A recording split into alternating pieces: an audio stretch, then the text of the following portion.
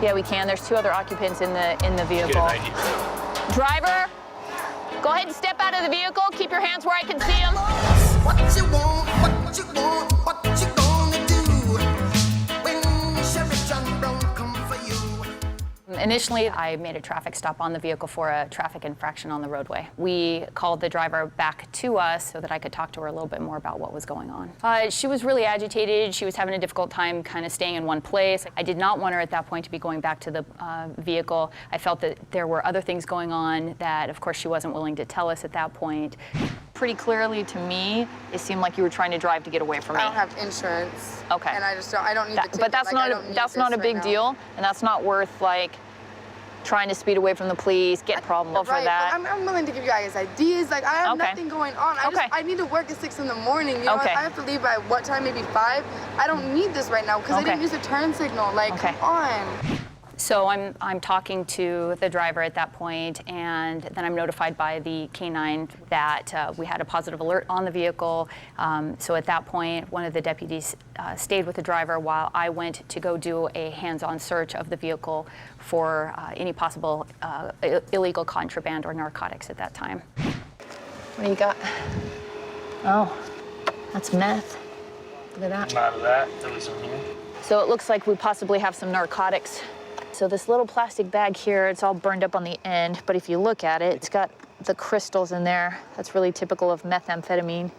In addition, I located a small closed case, and inside that case, what is commonly known as a narcotics kit. So basically I took those items back and I kind of set them on the ground next to her, and so she knew that I wanted to talk with her about this black backpack.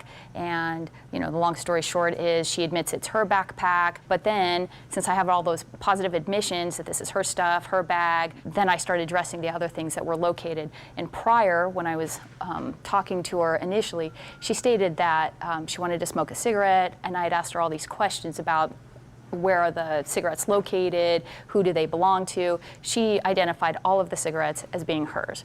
So then I was able to take that information and talk to her about that and ask her about the narcotics that were found in those cigarette packs.